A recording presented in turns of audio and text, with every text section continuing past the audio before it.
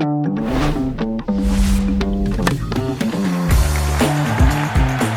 everybody, welcome to Served. I'm Andy, Techie Sean, JW in the house, and producer Mike. None of us are in the same. None of us are in the same room. No. You're gallivanting around Los Angeles. You for someone who like actually lived here, yeah, and is in TV. And is like, this is your world. You're being pretty aggressive on every like either company call we have or whatever, trying to make me into this thing. But you're not wrong at the same time. I mean, I feel like this is gonna become commonplace for you. We're gonna return back to the teenage Sabrina the Teenage Witch days. Which, well, if no one knows, Google that. You're such a dick. Oh, it's the worst. But the miracle of what you just said, Mike, because I can think you're a dick, and also like, you know, I'm not mad at, like, I can't make up my own truth. I don't get my own truth. So everything you're saying is correct. Also, the weirdest thing was, so I am in LA. I'm doing a movie. Ooh. I mean, doing a movie, it's fine. It's not a big. I mean, it's not a big deal that I've like been doing scenes with Ed Harris all week. It's not. I mean, it's not a big deal. I'm not one to brag. You know, there's Steam Merchant. Like, yeah. I mean, it's not a big deal. Like, Stiller's been on set fine with Jake Johnson. It's fine. It's just like it's fine. It's fine. Your trailer's okay? You like the size of your trailer? Yeah, I mean, listen, it's fine. It's fine. It's all fine, guys. It's just part of the movie biz. You know. It's just part of the biz. It's just Blue M&M's only. The miracle, Mike, was I assume that they would have seen that, and they still are having me around. Sabrina the Teenage, it's as if someone said, "Don't try it all." Yeah, and then that's what happened. But I have been on set all week, and it's a Sunday that we're filming this. We normally do Mondays, but guys got that 5 a.m. call time tomorrow again. That's just what it is every day. So we pride ourselves on transparency.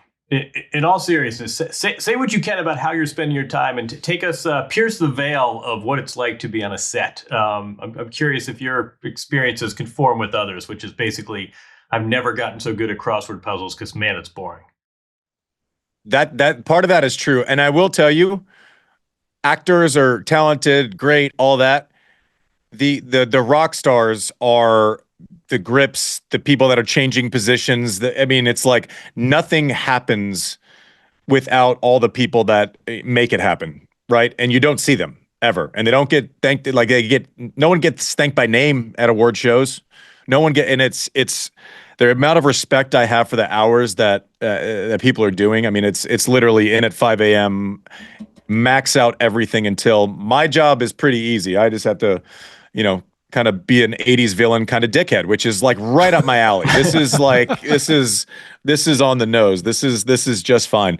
No, but it's fun. I mean, the intimidating part is like first day I walk into a room and everyone's there, right? Everyone's in this scene, and it's with Jake Johnson, and Ed Harris is like, my first thing ever is with Ed Harris. You know what a badass Ed Harris is?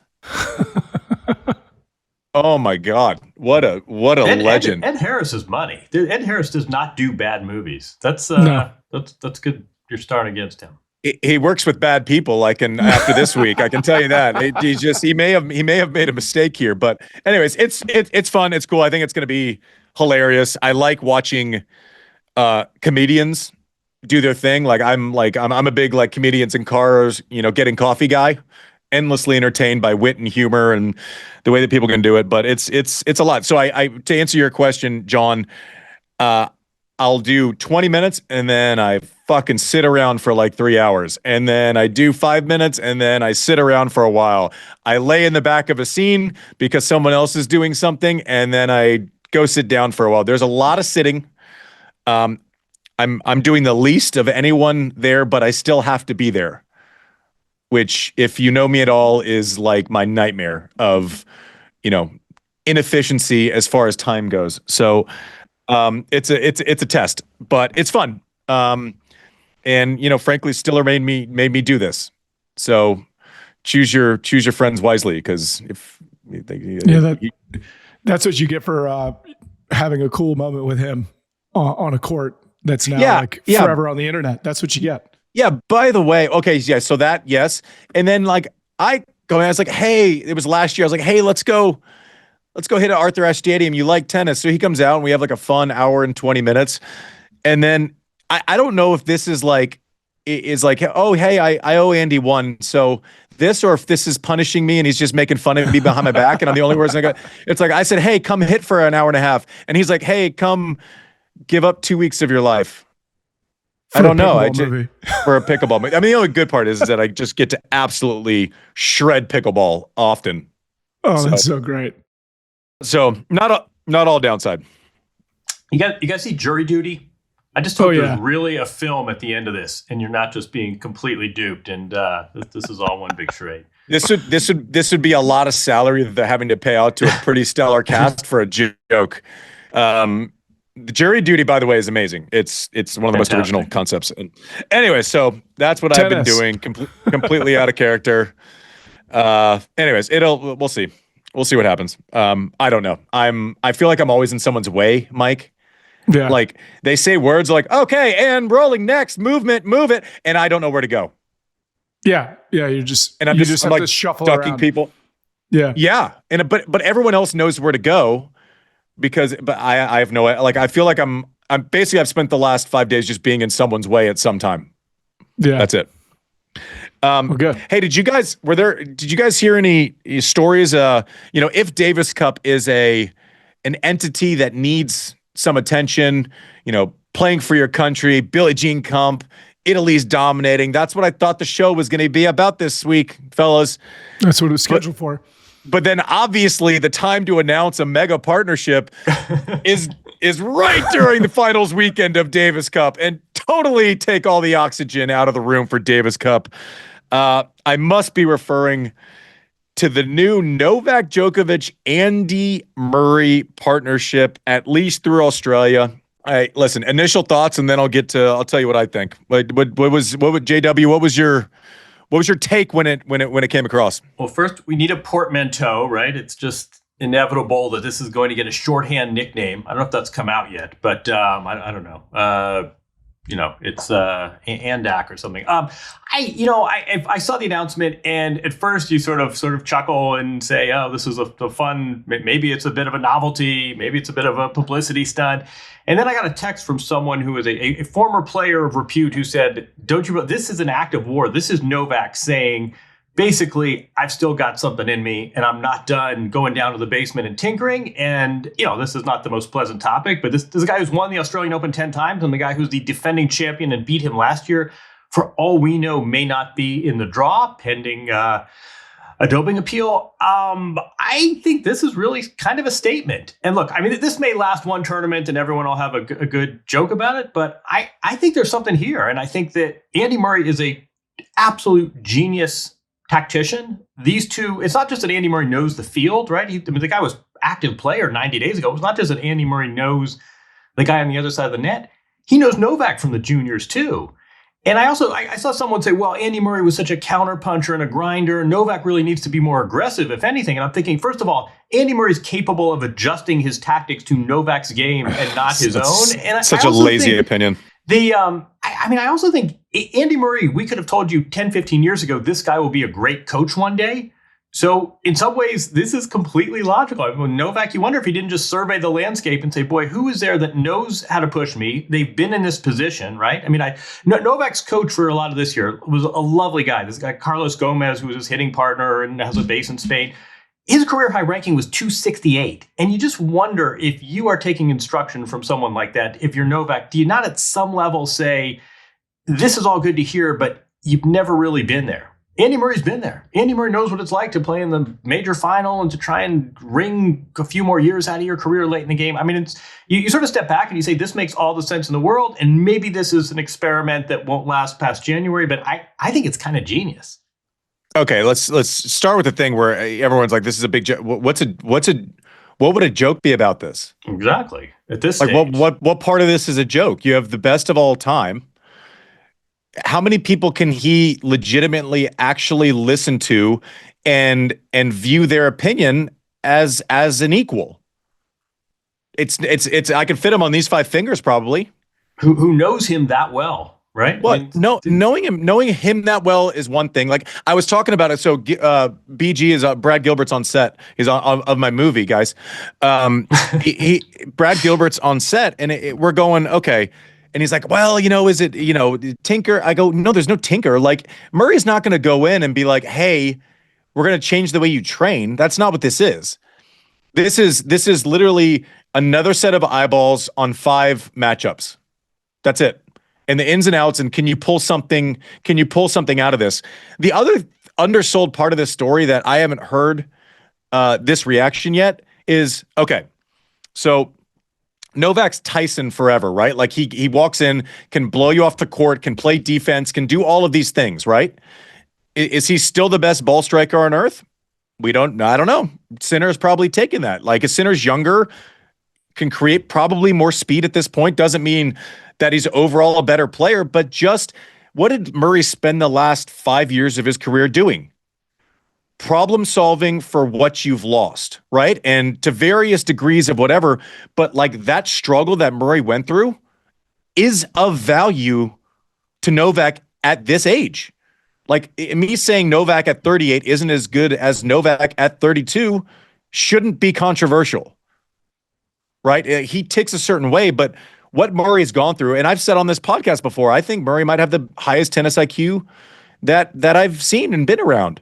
He competed with these kind of superheroes without the biggest shot on the court, without being the fastest one of them, still moves great, but plays well from extended positions.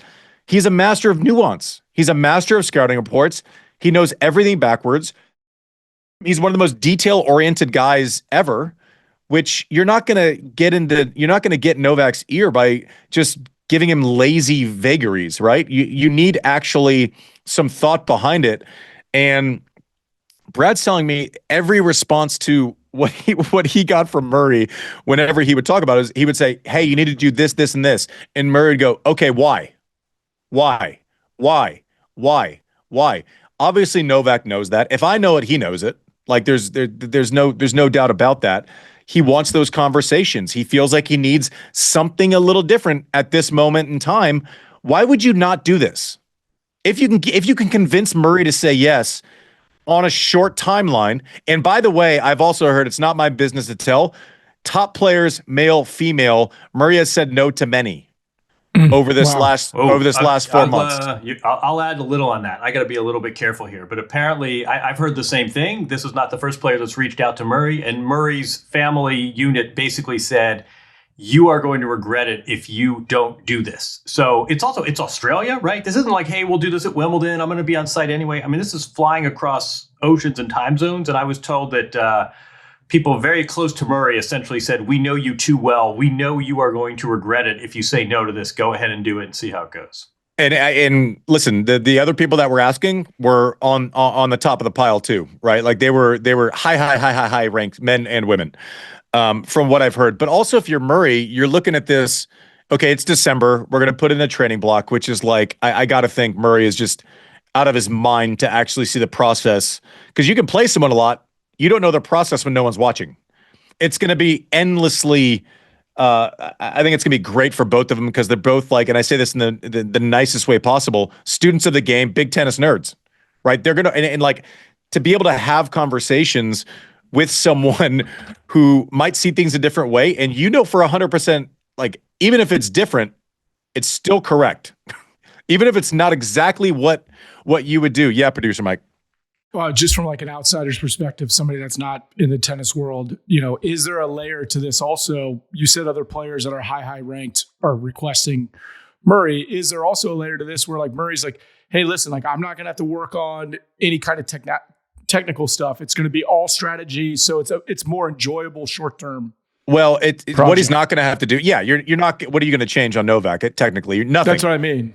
But I mean, you could argue that someone 2-3 in the world, top 10 in the world, you're also not going to change much with them. Where I think this is a yes for Murray. The other players are going, you know what? Australia's great. Indian Wells, Miami, those are still important tournaments to it. Those, for better or worse, those are not important tournaments to Novak for his Novak's legacy. like, I'm going for slams. That's it. Right? Listen, if this works and the training block works and we feel good in Australia and we feel like we're playing well, then let's run it back a couple weeks before the French Open. Let's run it back. Let's get on grass and let's work through that.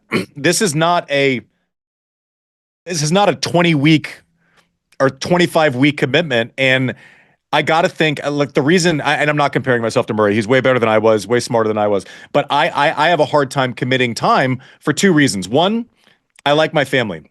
Two, the other thing is what sounds like a little to a player is like, oh, just like 15 or 20 weeks. I'm like, oh, so like 3 or 4 months or 5 months? Like, that's a lot of time to me, where it's not a lot of time to a player. Novak can look at him and say, let's run through Australia. Let's sprint through the finish line. Let's reset. Maybe you're in my corner. We can talk. Maybe there's a training block. But this isn't an overwhelming commitment to Murray. The other thing why I couldn't do coaching now is because, let's say, and I guarantee you Murray ticks the same way. I can almost promise you this without it being from his mouth.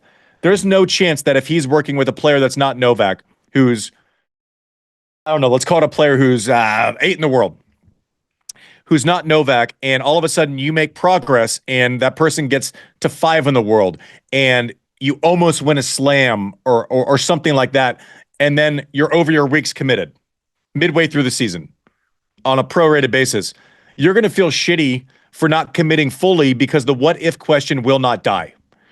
I don't think you have that what if question as much with someone who's already sitting as the greatest ever.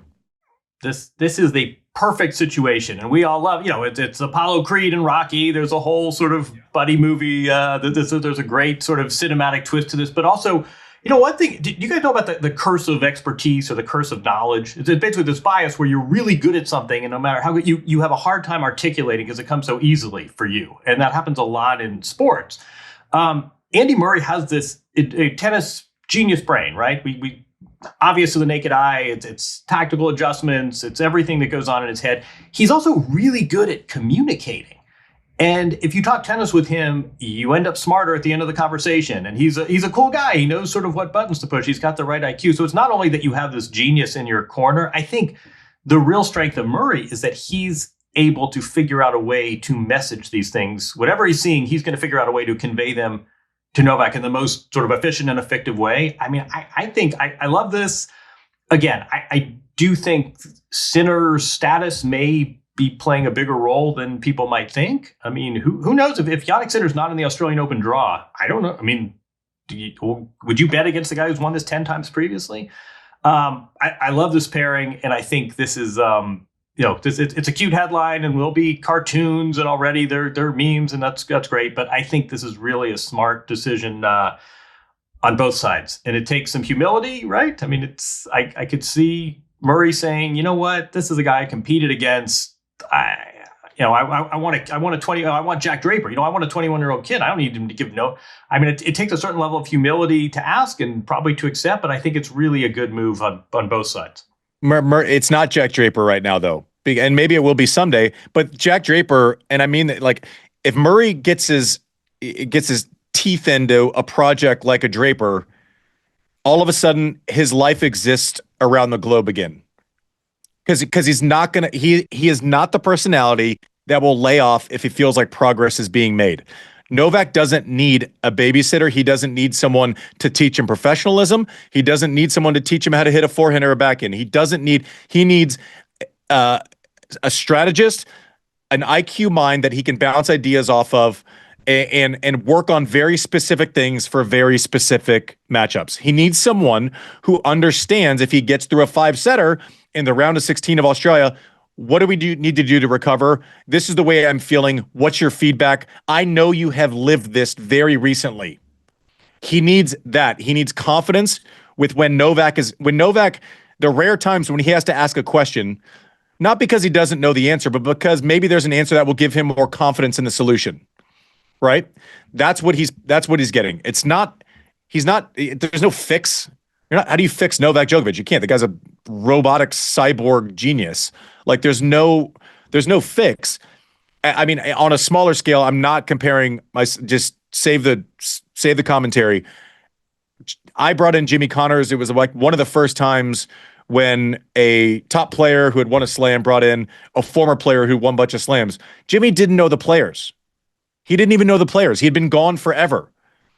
But he knew the moments. He knew what I was feeling.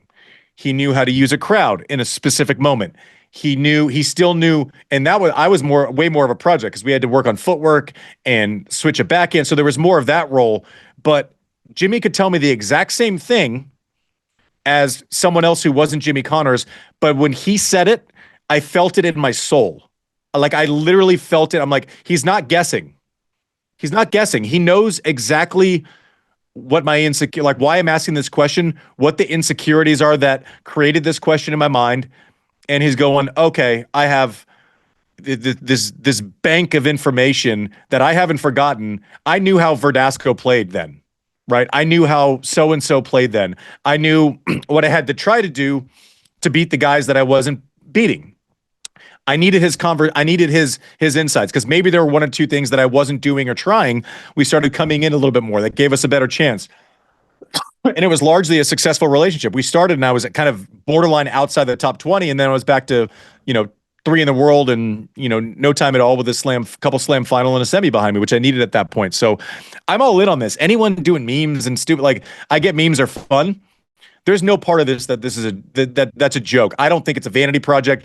Hey, listen, is the attention fun? Is the buzz fun? Is it fun to know that you can create a shitstorm in the tennis world and override any storyline? But yeah, okay, fine. That's sometimes people piss on fire hydrants. But like, what story? What else Right. happened this weekend? What was that? Wait, Rafa retired this week. Should we okay.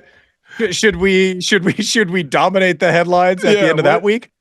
Yeah. This I mean, was the Novak show. There was zero reason why this needed to be announced. Like zero. Like maybe I'm here for it though. I'm here for it. I love it, but I would have been equally excited if someone would have gotten a grainy screenshot at a tennis club in Belgrade like 3 weeks from now. There was no Afraid it was going to get out. I mean, I honestly, we'll pivot eventually. I cannot get enough of this story. I find it so fascinating, and I think you're right. I mean, you and Jimmy Connors but that's one analogy. But Andy Murray beat Novak Djokovic to win his first Wimbledon. I mean, these guys were. Can you, just as a thought exercise, can you think of anything similar like this? Yeah, totally. I got one for you. What do you got? Not the they didn't play on the biggest stages, but Brad Gilbert was an active player when he started coaching Andre Agassi.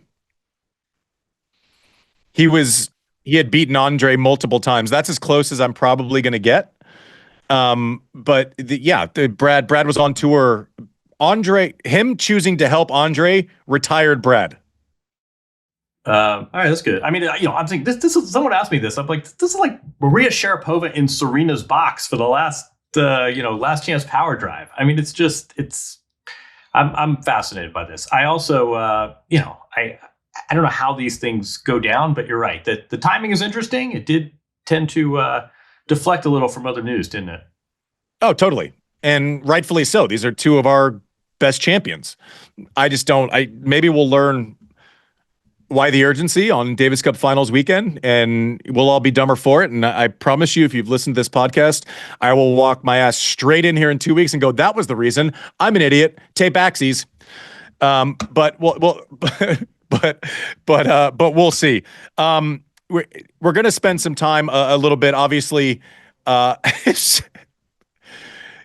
big news this week with other giants of the sport. Rafa retires. Didn't think the headline was going to get taken away, but here we are. Rafa went out. A lot of what we wanted was the outpouring of memories, support. We did a show straight to camera, basically when he announced that it was over. So please go in our library and check that out. I'm sure Mike will tell you how to make that easier. Link it on screen. Sean will link it on screen, and if not, it'll be in the bio on audio. So I won't repeat everything that I said that day. An absolute gentleman. If my kids ever tried to imitate anything that Rafa did, I would be beaming with pride. The way he went about it, the way he treated people, the way he had time for everyone. In his bad moods, he would still look you in the eye and say hello. And then that's before we even get to what he did on court and the way he fought and the way he went about his business, the way he completely transformed tennis with his ability to create spin and power and speed. And then all of a sudden you put all of those things together, the leftiness. We thought, we were in the middle of this thing where we had a champion that was never going to be beaten again. Like, he was the guy. He was dry.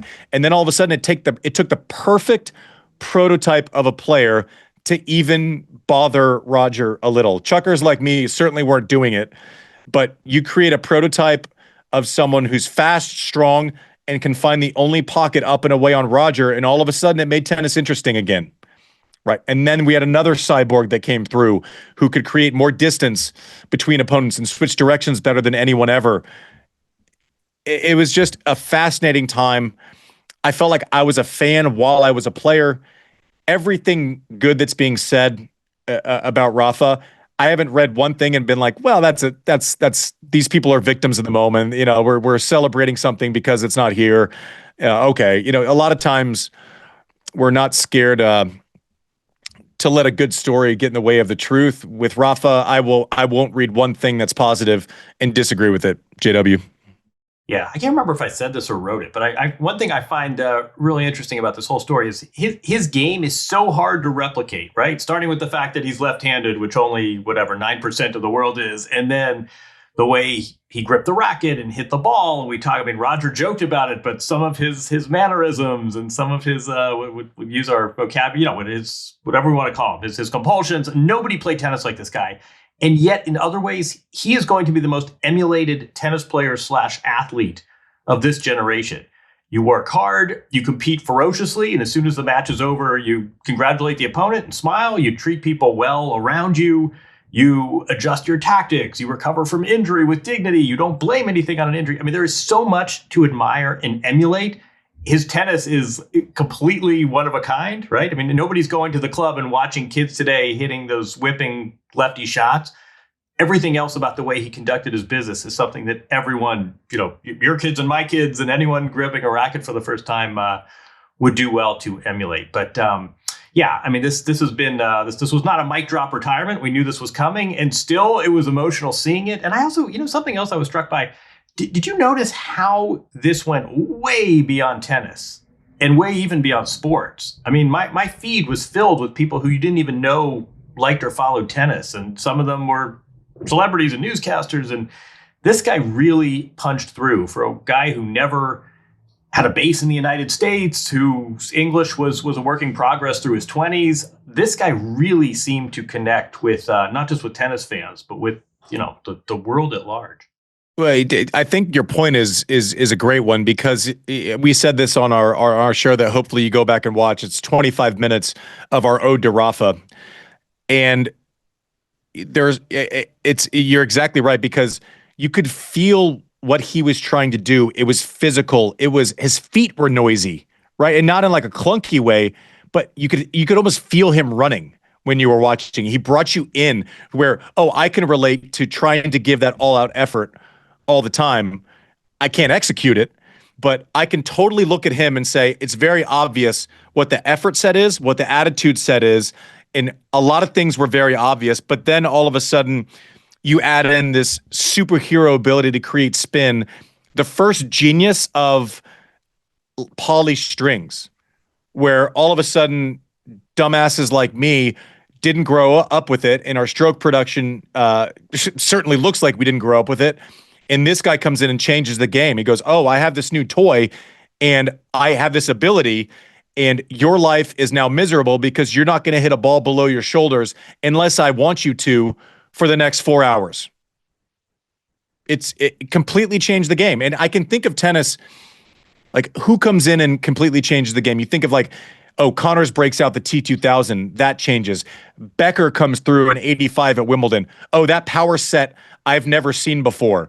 Lendl makes fitness necessary. And then Courier goes crazy with that, maybe to the point where he had to retire at 27 because he was so fanatical about what he did. And he made it, physical as well as just ability. That raw thing of I can out effort you and out train you, and it's going to matter in this match. And then Rafa coming in, Roger was the first person that didn't have weaknesses. Pete is the most clutch player to this day that I've ever seen in my entire life. Chips down, his game, the ability to just fully commit to whatever he had to do without the fear of failure is Pete's superpower on top of everything else. Roger, but you could get at Pete's backhand, right? Like there were ways to be effective. Roger was the first one that didn't have holes. And then that creates Rafa who didn't, and creates Novak who didn't, and creates Sinner who now I don't know how the hell you beat him or what the strategy is beyond just keeping it close and hoping, unless you're Carlos Alcaraz. So it was an absolute pleasure of a lifetime to have a front row seat to see these geniuses, and it's the mental part. Listen, hard work beats talent when talent doesn't work hard. When you have both, fuck you Magoo to everybody else, because when you get this otherworldly talent that we've seen, that we've been spoiled by, that we've frankly become entitled to, Rafa a massive part of that. Roger is better for having Rafa. Novak would not be the player that he is without having to solve for Rafa. If he never had to solve for Rafa, we wouldn't know that there was a better version of Novak out there. We wouldn't know it, but there would be. These guys, the reason they were so great is because they would look across the net and see parts of themselves across the net and know that they had to get better. Rafa was a massive part about that. He created a hell of an impossible puzzle for a long time and did it in simply a decent way all the time. Start to finish. I mean, this guy broke through and there was a bit of fanfare, but he became this absolute global star. I mean, to obligations. I mean, you'd see him go through a tournament and you realize that his existence was nothing like the guy ranked number 4.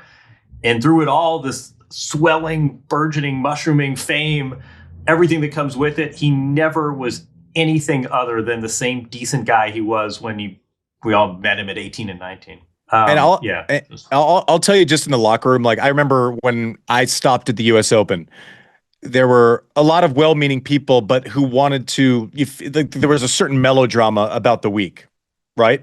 Which Rafa didn't ever really participate in. Not to me personally, but he came over and said, "Andy, I've loved being on tour with you. I've loved playing together. You'll forever have my respect. I hope the other side is just as good for you." Didn't need, it didn't. It was just like I'm getting goosebumps thinking about it now. Simple, direct, decent, always full of respect for his other players. Didn't need to win the room every time that he entered one, but he won all of the rooms over time, right? And I think that's kind of the way that he operated. Didn't need to be the center of the room when he walked in, but he's largely at the center of our hearts many, many times over the course of his career. Can I maximize our SEO, guys, real quick? Because we've already dropped Novak, we've dropped Murray, we've dropped Rafa, so we have a little bit of Federer, but now I want to add in Serena Williams.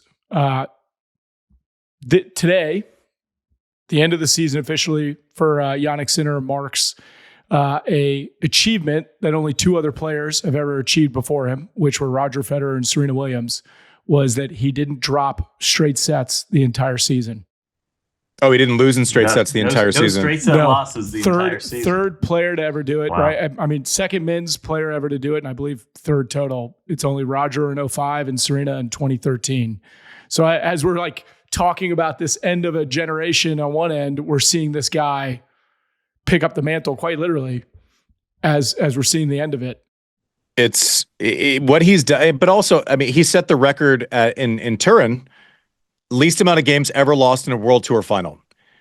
Putting beatdowns on the best players in the world at the end of a season, all while having this case over his head. I mean, running out of superlatives. He's the best player in the world when there's not something slippery under his feet, and I don't know that it's up for question at this point. Clay's obviously very different. Grass is very different. Carlos has risen on those things. Carlos did not play a full season. He was injured a bunch of the time. We're going to get a lot more of those matchups over time. He does have the game that bothers Sinner more than anyone else on planet Earth in this current moment. But what a year for Italian tennis. And just so we're clear, this isn't a coincidence that Italy wins BJK Cup, Italy wins Davis Cup. It's not a coincidence. Years ago now, they're like, okay, how do we tackle player development? It's a question that we've talked about on this podcast that I don't know that we've gotten completely right in this country for a long time. How do we do it? Well, let's start with a lot more opportunities for success for futures, challengers, people that are trying to make it in a very cost-effective way.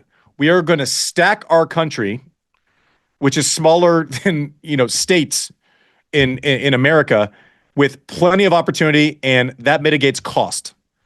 A low-ranked player having to fly from California to Florida to New York to Texas to California, that gets expensive very quickly, and that's not even the easiest way to get points if you're an American, right? You have to fly overseas to play a challenger in Sri Lanka that might have a watered-down field.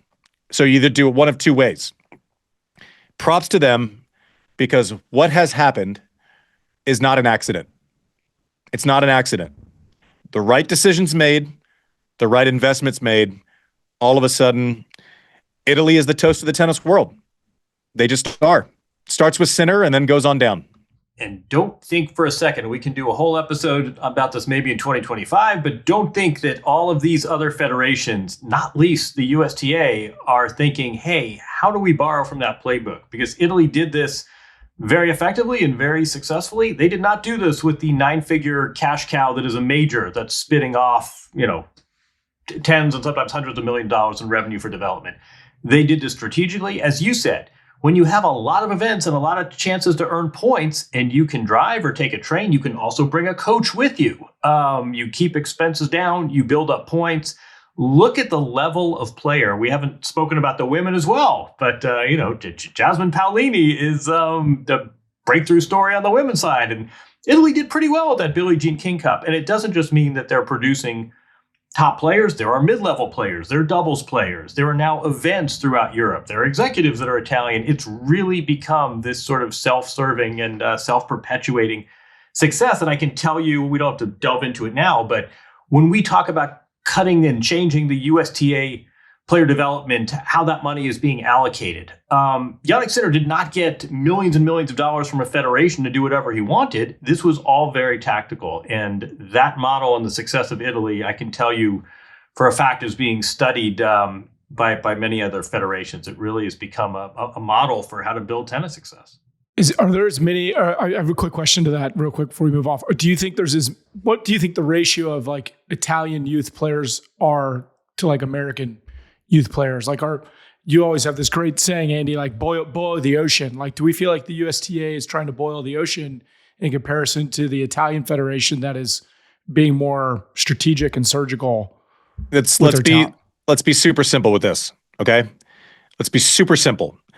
For a long time, we meaning the States, we've tried to choose stocks instead of investing in the S&P. We've tried to choose stocks. I got cut when I was 16, and they cut the wrong stock because all the ones they kept didn't end up making it, right? And Marty was also not like he wasn't the one getting their attention. We built players. We had 5 basically also ran juniors who weren't part of the USTA thing. We played at the Crystal Palms apartment complex, and we worked out at the YMCA up the street. Forever and a day, access, opportunity, and being around other people who are good and trying to do the same thing as you has worked. You look at Bullet and through different vehicles, right? The USTA, or USA is like, why wasn't it like it was back? What were they doing then? No, it just happened that at Bollettieri's, there were 12 studs. Now, did we have to pick and choose? No. Did we know that Courier was going to be way better than David Wheaton at that point? No. We probably didn't. But you accumulate a lot of talent with proximity to each other, a lot of opportunity, good stuff will happen. And to your question, Mike, I don't know, but I can tell you right now that Jannik Sinner's ratings, a lot of kids are watching him. Their participation rate is going to go through the roof. through the roof. They're not competing with 10 other sports like we are. It's like soccer, tennis. That's what's mainstream. Yeah, he's a rock star. You were saying that last week. It perpetuates. Exactly. It perpetuates. I mean, I think Andy's right. I mean, I think, index funds are not necessarily sexy. They tend to have a pretty good rate of return. But I think the other thing is that you have a player like Jannik Sinner, and I would even say in Paolini, and you have this density, and you Berrettini and Musetti, and you have this crop that perpetuates. And now, the World Tour finals are going to be held in Italy for another block of time. All those 12-year-old kids who are deciding what sport should I go into, they now have Jannik Sinner to look up to. It perpetuates itself, and I think this Italian model, I think it's going to be emulated by a lot of countries now. And there's a sense of like, wait a second, there's no great, there are plenty of other countries that have just as big a tennis legacy as Italy. How come these guys have done what we haven't figured out? And a lot of people are going to be studying that. Well, the other thing that is a huge advantage for us here that has now proven to be a vehicle to the top of games and not just something to do. Coco Gauff was always going to be Coco Gauff in any system in tennis. Carlos Alcaraz, maybe Ferrero expedited it, and made him great. Carlos Alcaraz was going to be top 20 if a ham sandwich was coaching him. Right? But now Ferrero has expedited the process and made him already a living legend at 21 years old, right? So Ferrero's value add can't be measured, right? But we're not talking about those types of talents. Now, what we've seen, a big change, give me the common ground with Ben Shelton, Emma Navarro, Danielle Collins. What's the cheat code there, and what are the similarities with what I was discussing before? A lot of access to playing against other talented people, low cost for improvement, right? You're not having to make a massive investment, and good coaching. Consistent coaching, not flipping coaches. Oh, I do 3 weeks with this guy and then, someone else takes over. Continuity matters.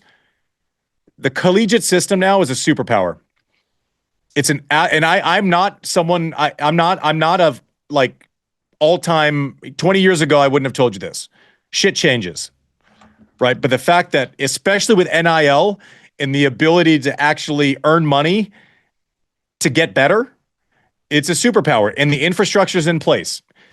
It needs to be thought about, not take it for granted. If there's a way to invest in that, by all means do it. It's like the Wild West out there. I'm sure something can be figured out. It's funny you should bring that up, Andy. Literally, I was gonna be like a postscript for the show that obviously they had the singles titles this weekend for collegiate, right? And Columbia, man. Yeah, Michael Zhang from Columbia brought home an NCAA men's singles title, becoming the first Ivy Leaguer since 1922 to bring home a men's title. Look at Wertheim. Look. I know, he's so stoked. Wertheim's going. Let you get to your stat, but Wertheim's going. Smart people being athletic. Yeah. See, first Columbia athletes, man. First Columbia title since 1906, right? But then I think I'm trying to find the date. I would have thought it was longer. I would have thought it was longer. It was the first football. Leather helmets. It was the first American final showdown in like a decade. Yeah. Right? It was the first time two American men were facing off for the singles title in a decade. And I think that says something, right? But yeah, congratulations to Michael Zhang. Also, Dasha Vitaminova from Georgia. She took home the singles and doubles. Mike, yeah. You're now the guy that scrolls collegiate tennis scores. Look at you. Bro, Look at you. It's a big weekend for tennis, I don't know. Look at you. Listen, let's simplify.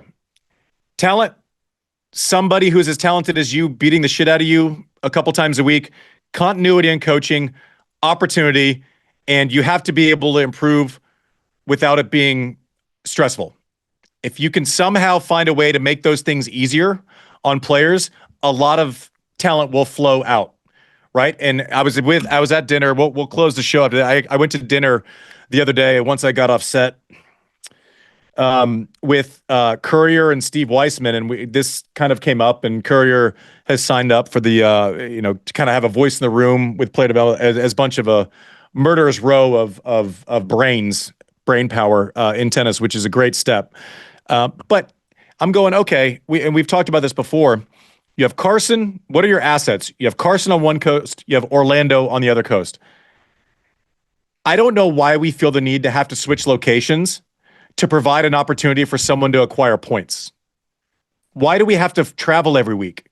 Why does it? I understand it's not the U.S. Open. It's not Cincy. You're not selling a product to a local. Like no one goes and watches futures except for the diehards. And you might actually get people that, if they know where it is consistently, might go down and watch for 3 or 4 days. Might actually make it a destination. And by the way, play while they're down there. I don't know why we. Let me finish. I don't know why. And Curry was like, "Listen, it's pretty simple. You can't really play in Florida in the summer. Like everyone is just ridiculous. You have Carson Summer, U.S. Open finishes. Why not have a massive run of futures and challengers in the same place where actual players can set up shop?" And the answer, I guess the counter has been, well, then other players would just move there. Great, let's beat them, and let's let the Americans use the facilities to train. Also, everyone else has to go figure out their own thing. But there's a distinct advantage with those two assets, and I hope they take advantage of them. You don't need people to like. You're going to have more people train there if they're going to play there also. Simply. That's it. I don't know.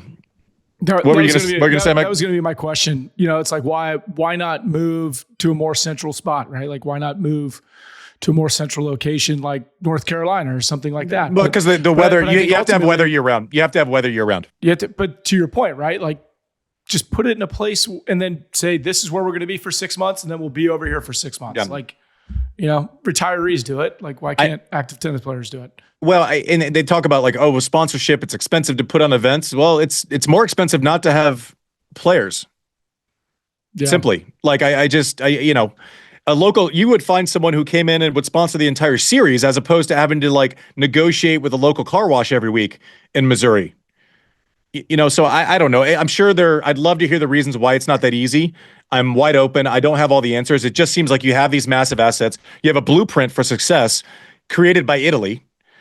And why are we not just taking their IP? There's no such thing as a patent on how to make tennis players. Let's take it. Let's use it all. Let's do it. So the talent yeah. And props to listen, we're in a better place on men's and women's side than we've been since, like, obviously Serena's an outlier, but you take away, like, just on a consistency basis, top 100, top 200, a lot of progress made in the last 10 years. So this isn't a beat up everyone situation, but listen, I'll be in the ground when I stop thinking about how we can maximize U.S. tennis. That's when I'll stop thinking about it. So listen, props to Italy. This is your day. Mad respect, because this is an overnight success that has been years in the making. And I hope you're enjoying your moment. Also, we need to say it, because we obviously Sinner is the thing that is stuck in our heads. Matteo Berrettini going 3-0 after being on the sidelines last year. Guy. Yeah, exactly. He was a supporter last year. Didn't get to play. To come back and win pretty convincingly in a lot. I mean, grinded out a match, dominated Van de Zandschulp in the final today. Is a great fast court player. We also forget he's won Queens, which is really tough. Made a final of Wimbledon, and one of the years when he was probably, up there, top 3 or 4 favorites, had to fade because he got COVID. Couldn't play. I hope for big things for him next year. He is a phenomenal fast court player. And we didn't learn anything new about him this week, but it was great to see him have this moment after some struggles the last couple of years. JW, what'd I miss? Jasmine Paolini, that's what we missed. No, this is a dual gendered breakthrough country. Let's not forget that. And Jasmine Paolini and the Italian women did themselves proud in Spain as well. This is really sort of a success story of tennis. I'm just wondering, going back to Sinner, thought exercise. The year is 2040. Does Sinner coach Alcaraz, or does Alcaraz coach Sinner? That's a great question. And by you saying the dual gender thing, I also want props. If you're ever at a major or tournament and you go, hey, I want to go watch someone who is one of the smartest people on earth with how they take what they do well and how they hide their challenges in the most in the smartest way possible, go watch Sarah Irani play doubles. She is not the fastest, can't hit it as big as 95% of Earth. She's no longer 5 in the world in singles. She is chopping fools largely just because she never makes a bad decision. She never makes it. She might sets of hands in tennis history too. She might not win every point, but sure as shit, it's not because of her decision making. She's phenomenal. Still going, still chopping people, purely based on I know what shot to hit way more often than you do. Is that like a Hall of Fame credential, right? Like get to 5 and then also move on, and then you're that ridiculous? I don't know. That's a deeper conversation. We're not going to start the Hall of Fame credential conversation in the last. We're not going to throw a Hail Mary at I guess we have a new teaser for a new show topic. Yeah, I'll be in trouble with that one. And then cue the people. Oh, is this a Hall of Really Good? Roddick's in. That's still my favorite mean tweet. By the way, the mean tweet segment, I think we can be ongoing. That was a winner. Yeah, that's a winner. Yeah. I will say this. Somebody was like, oh, Kimmel does it better. You're like, yeah, no shit. Thank you. Oh, I really? Appreciate it. Yeah. The guy at who least you the put guy us in that same stratosphere. Thank you. Oh, I'm happy that the expectation set is a Jimmy Kimmel. You're no Ed Harris in that trailer. Yeah. That guy's a writer's room. We have Social Sophie and Sean digging through the weeds for us. My favorite thing would being around people who I've been traveling around a ton, way more than I should, and all the people like, oh, you who's your team must be big. Like, congrats, the pod's going well. I'm like, dude, we do it in a basement, man. Literally, Midas Social Sophie, you're looking at it. I will say this though. I did want to give a shout out. A buddy of mine was at like some conference in Indiana this past weekend, and literally a guy at the table started talking about our podcast. This guy named Dino. So shout out Dino. Thanks for spreading the good word, even if it's a table of 12 people in the middle of Indiana. Much appreciated, buddy. Dean Goldfein, he was in Indiana. yeah, right. We actually paid him to go. Well, good. Convert 12 subs. I'll tease this and we'll leave it alone. But upcoming news soon. We're going to find a better way to deliver to even more people. Very coming up soon. We have a partnership. We will not be able to release it for, I don't know, how much longer? Next week. And we are excited. It's been an amazing run for us. We appreciate you all listening so much. There's not a day that goes by now. I remember the first time after like 2 episodes where I was at a Starbucks and hey, I caught your podcast. It sucks less than I thought it would. To now where I don't go. It was my wife. We know this. She doesn't talk to me at Starbucks, Mike. Do you want to know? This is side tangent. Do you want to know what I called Mike's wife for like the first year that our kids went to school together? Mean tweet. What do you got? She just never would say hello, and never. I thought she was the meanest person ever. So, one, she can't park a car. She is a terrible driver. So bad at parking. So bad. So we'd drop the kids off, end up at the same Starbucks, and I would watch her, make parking look like it's a difficult parking lot, Andy. It's a difficult parking lot. That's fine. She made it look like she was like a triathlon was easier. So I called her, and now obviously we're all good friends, some of our best friends. But I called her the Ice Queen for the first like year, and I've told her this to her face. So this isn't any news, and we laugh about it now. Underneath that tough exterior, she's super sweet and friendly. And honestly, she looked at me when you said that while we were out to dinner with a bunch of friends, and like I had to be like, "Oh, what?" But I was like, "No, I completely agree with you." Yeah,